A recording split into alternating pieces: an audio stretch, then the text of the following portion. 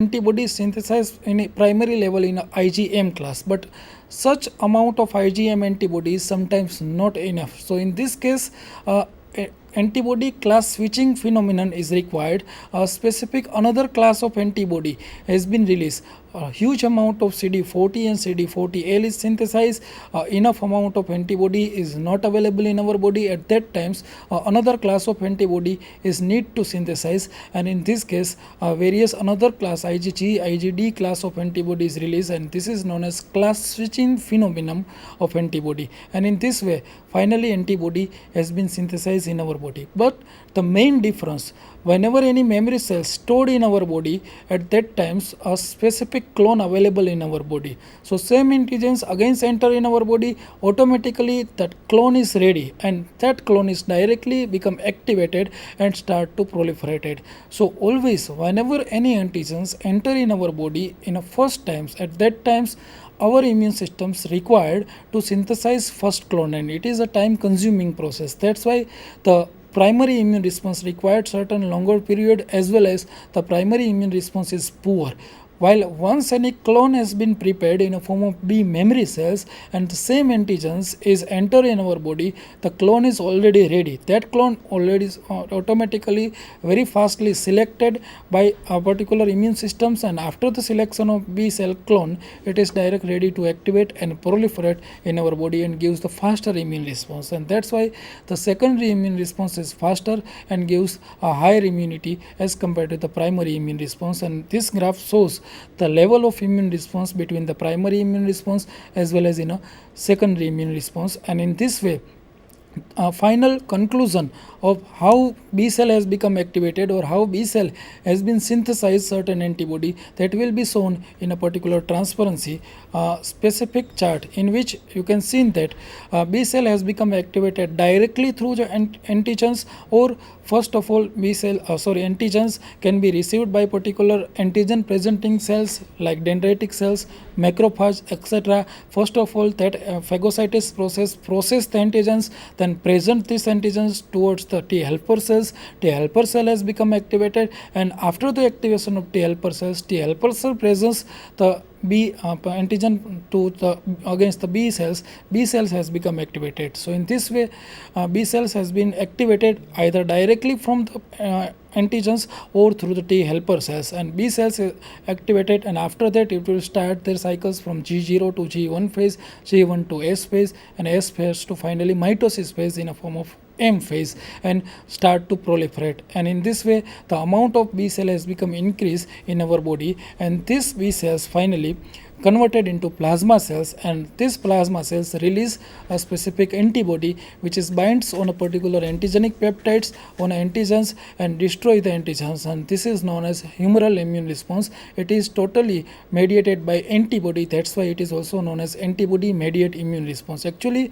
antibody is always found in a liquid forms, and the meaning of liquid in a Greek, it is humor, and that's why this immune response is taken or mediated by through the antibody. That's why this immune response is also considered as a humoral immune response.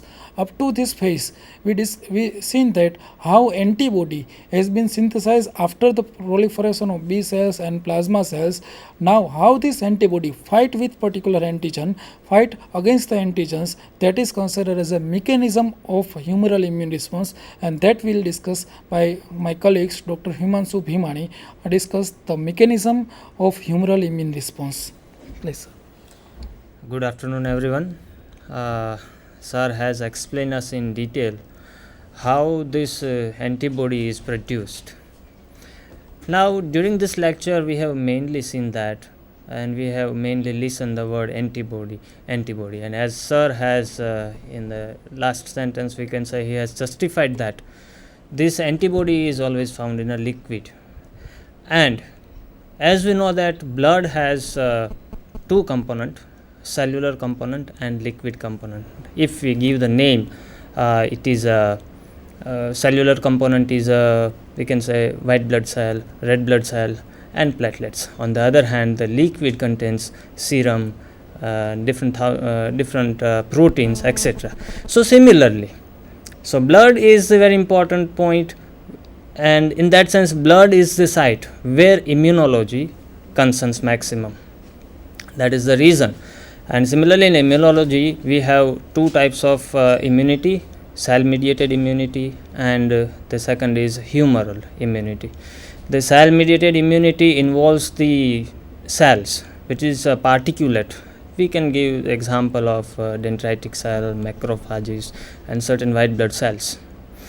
So how this antibody, which is in liquid form, how this antibody compact with the antigen that has entered inside the body, and that is known as mechanism of humoral immune response. As you can see in the slide, there are a total of 6 main different methods through which this antibody will fight with the foreign particle, which is known as antigen. The first one is neutralization, the second is agglutination, third is opsonization, fourth is antibody dependent cell mediated cytotoxicity, activation of complement, and the last one, the sixth mechanism, is inflammation.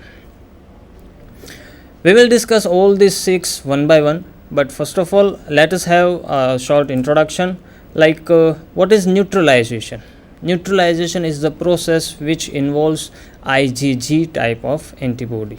Mainly it is IgG, because as we know that immunoglobulins are of 5 different types: IgG, IgD, IgM, IgA, and IgE. Now in the process of neutralization, IgG inactivates the viruses or certain toxins which are produced by viruses, and by doing so, this antibody is doing 2 things. The first, it we can say it stop this toxin to attach with its host cell. For example, if it is botulism, in the case where botulin is the toxin that has the effect that will affect on the neurons. Okay, so it will give you neurotoxicity. So if these toxins are free in the blood, they will find its way and they will affect the neurons. So here what antibody is doing, antibody will come and bind with these toxins. So now this toxin is not free to move to its original host cell to cause some adverse effect on the human body. Now the second thing, this antibody will not just bind with this antigen, but it will also cause some configurational changes. And as we know that inside the body, it is all about chemistry, and it is also known as biochemistry. So chemistry means chemicals, they have got certain specific shape and they have certain specific configuration. Say for example, if it is antibody, it has, sir has explained that it has a specific light chain, heavy chain, and once this antibody is in its intact form, then only it will be able to fight with the antigen. So what I mean to say, in the case of neutralization, this antigen when binds with this antibody, there will be configurational changes that leads to failure of the antigen to act as a antigen. In that case, not only that, now this complex is known as immune complex, antigen and antibody. Here in this first mechanism, antigen is a toxin. This toxin binds with the antibody, and that is known as immune complex. This immune complex is dragged towards the macrophages like cells. So second one is agglutination. As our antibody is in a liquid form, and if antigen is in a liquid form, that means the solute and solvent both are in liquid form, that can be considered as a process of precipitation. So that is another mechanism, but here agglutination means we have colloidal antigen. So here we can say if it is a microorganism, this antibody will cause these antigens to clump together, and here in this function, as we have seen that total of 5 different antibody,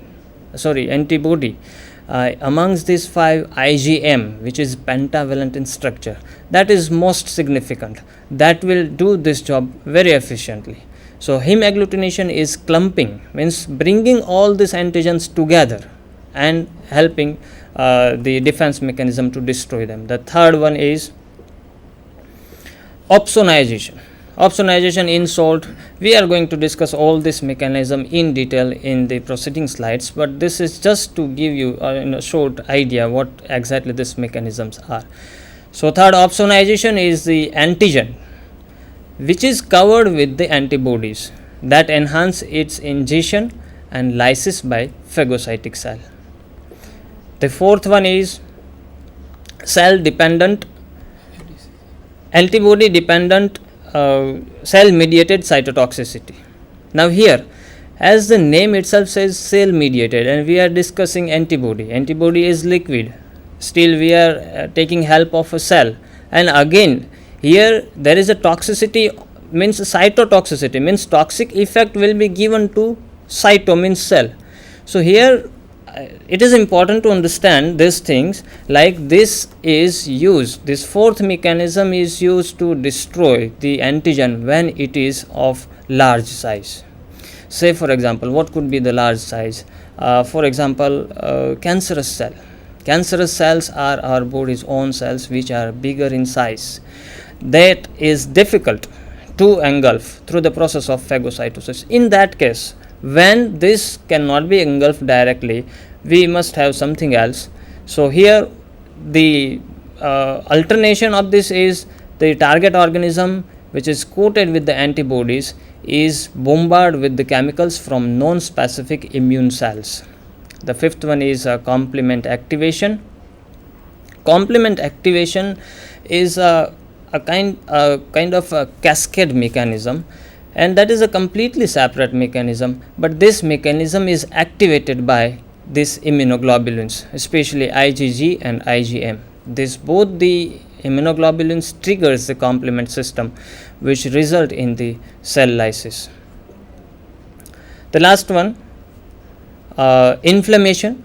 Inflammation is a process, and we in routine life also, the last inflammation is the mechanism that we used to come across, like even in our routine life. Sometimes if we got certain bite from some honeybees or even mosquito, we find that the localized area is enlarged in size. So it is one we can say it's a symptom or characteristics of inflammation. We'll see the first mechanism, neutralization. In the slides we have discussed that neutralization means something we want to neutralize. Say for example, there is acid in a flask, and that has pH in acidic range. If you want to neutralize the pH of that solution, what we do is we add certain alkaline compounds. So here something related to that we can say, like toxins has been entered in the body. This toxin will find its host, and host has been shown in a blue color, as you can see in the slide. Blue color toxin, blue color host cell has receptor, like as we have discussed earlier also. It is all about the chemistry. Here the toxin does not have eyes, host cell does not have eyes, but still they are very specific to each other. That is because of the presence of receptors, epitopes, etc. So receptors are there. In absence of these antibodies, in a regular method, what will happen, that bacterial toxin will find its way, it will go and attach to the host cell. But if there is antibody produced against that toxin, what will happen, that antibody has two regions, FAB region, which is usually the region where antigen is bind, whereas it has one more region, FC region. As you see that in the figure, this antibody is bivalent, means it has two projections. The structure, its structure is like Y, alphabet. So this two projection binds with this toxin, and the single projection which is extending on the back side, which is known as FC region. This FC region has receptors not on the host cells but on the macrophages. So not only this antibody is making configurational changes to toxins, but it also drags these toxins and it comes in contact with the macrophages. So once they come in contact with the macrophages, there will be phagosome will be synthesized, and phagosome will later on bind with the lysosome, and degradation of this toxin will happen. And the next, the neutralization. Neutralization, as we have seen, that it is the game of the antibody. Now, how this antibody is produced in our body? There are three processes, three ways. Because of that, our body can have this antibiotic. The first one is the previous infection. Say, for example, at present, your body has got exposure of this toxin. It may happen that you have got the exposure of the same toxin previously also, before 2 year, 5 or 10 year. So at that time, as sir has mentioned in his speech that memory cell, again it is a type of B cell only. So memory cells has capacity to remember what the complete database of the previously exposure antigen. Because of the availability of this database, it will produce directly, immediately the antibody. So in your blood you will find this antibody. The second one is artificial immunization. If you have not encountered exposure of this toxin previously, what you can do is this can be said as a kind of vaccination. So second is artificial immunization, and here attenuated toxins are being used. Attenuated toxins are also known as toxoids. So toxoid is the second method by which antibody against this toxin can be produced in your body, and third one is your body need not to produce antibody. If you have exposure, the severe concentration of toxin, what can be done as an emergency in that case, the ready-made antibody which has been prepared in other animal, that is transferred passively as anti-serum. As you can see in the figure, the first figure is neutralization. Here different antibodies are joining with the viral particles or bacterial particle, and then by doing so it will drag them to the macrophages. The third figure you are observing, that is agglutination, and agglutination is the next point we are going to discuss. Agglutination means clumping together. One technique is also known as hemagglutination, where hem means, as we all know, blood. Heme means iron, that is present in the red blood cell. So as you can see in the figure, no anti-shipped RBC antibody, you won't find any